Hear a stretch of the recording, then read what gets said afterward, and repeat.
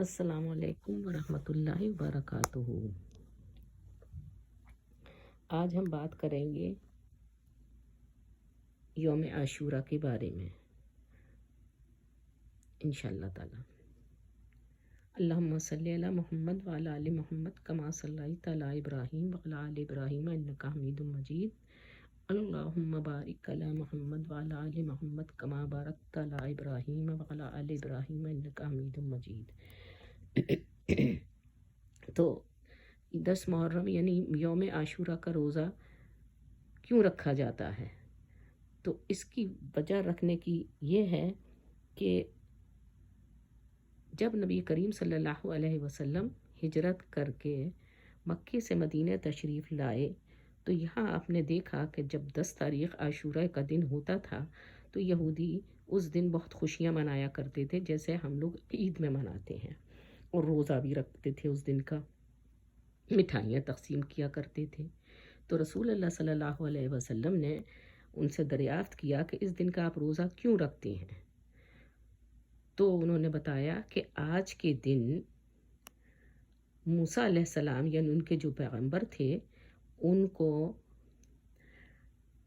فرعون پر نصرت حاصل ہوئی تھی، اور آج کے دن موسیٰ علیہ السلام اپنی قوم کو لے کر مصر سے نکلے اور بیچ میں دریائے نیل پڑا۔ آپ موسیٰ علیہ السلام نے اپنا عصا دریائے نیل کے پانی پر مارا تو وہ پانی 2 حصوں میں ڈیوائیڈ ہو گیا اور بیچ میں خشکی راستہ نکل آیا، اور موسیٰ علیہ السلام اس راستے پر اپنی قوم کو لے کر دریا سے پار ہو گئے، اور ان کو دیکھ کر پیچھے سے فرعون جو ان کا پیچھا کرتا ہوا آ رہا تھا وہ آیا اور اسی راستے پر وہ بھی اتر پڑا، اور جب وہ بیچ دریا میں پہنچا تو اس وقت میں پانی دونوں طرف سے برابر مل گیا اور فرعون اس طرح سے غرق ہو گیا۔ اور پھر اس کے بعد میں فرعون کو اللہ سبحانہ وتعالیٰ نے نشان عبرت بنایا، اس کی جسم کو اللہ کے حکم سے پانی نے اچھال دیا اور وہ نکل کے پانی سے باہر آ گیا، اور اب وہ لوگوں کے لیے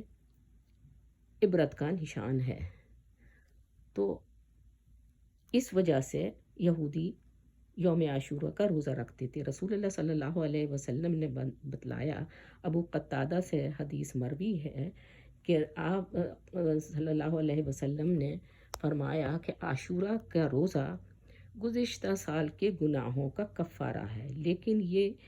کفارہ گناہ صغیرہ کے لیے ہے، گناہ صغیرہ کے گزشتہ سال کے کفارے کے لیے یہ کفارہ بن جاتا ہے۔ اور ایک اور روایت میں اس طرح بھی آتا ہے کہ رسول اللہ صلی اللہ علیہ وسلم نے فرمایا کہ اللہ تعالیٰ کی ذات سے میں امید کرتا ہوں کہ یہ گزشتہ 1 سال کے گناہوں کا کفارہ ہوگا۔ اچھا، اور یہ بھی خیال رکھنا چاہیے کہ رسول اللہ صلی اللہ علیہ وسلم جب 10 ہجری میں ہجرت کر کے مدینہ آئے تھے اور 10 محرم کہا کہ میں روزہ رکھوں گا، اور یہ 10 محرم کا روزہ اور ایام بیعت کے روزے رمضان کے روزوں سے پہلے فرض تھے، یعنی ایام بیعت مطلب 13، 14 اور 15 کی ہر مہینے کے روزے اور 10 محرم کا روزہ۔ لیکن جب رمضان کے روزے فرض ہو گئے تو اس کے بعد میں ان کی فرضیت منسوخ ہو گئی، اب جس کا دل چاہے وہ اس روزے کو رکھے اور جس کا دل چاہے نہ رکھے۔ لیکن صلی اللہ علیہ وسلم نے کہا کہ آئندہ سال اگر میں زندہ رہا تو میں 10 اور 9 محرم کا روزہ رکھوں گا، اس لیے کہ یہ یہودیوں سے اختلاف ہو جائے گا۔ یہودی صرف 10 محرم کا رکھتے تھے، لیکن انہوں نے فرمایا کہ 9ویں اور 10ویں دونوں کا، تاکہ یہودیوں سے اختلاف ہو جائے یا کوئی چاہے تو 10ویں میں 11ویں کی تاریخ کا روزہ رکھ سکتا ہے، 10 اور 11 کا، لیکن 10 کا روزہ ضرور شامل ہونا ہے۔ اور اس بات کا خیال رکھنا ہے کہ دن جو بھی ہو، چاہے وہ جمعہ کا دن ہو، چاہے وہ ہفتے کا دن ہو، چاہے وہ اتوار کا دن ہو، کوئی بھی دن ہو، روزہ رکھنا ہے 10 تاریخ کا اور 9 تاریخ کا، یا 10 تاریخ کا اور 11 تاریخ کا۔ اس طرح سے بندہ سب سے زیادہ فرائض کے ذریعے اللہ کا قرب حاصل کرتا ہے، اور پھر نوافل عبادات کے ذریعے سے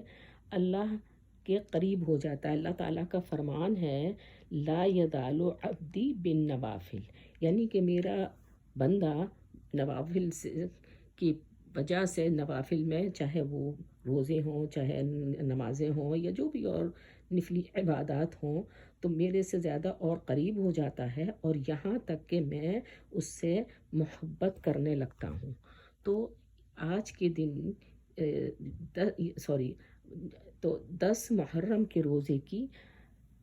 فضیلت یہاں پر کلیئر ہو گئی۔ اس لیے ہمیں چاہیے کہ ہم 10 محرم کا روزہ رکھیں اور اللہ کا قرب حاصل کریں۔ اقول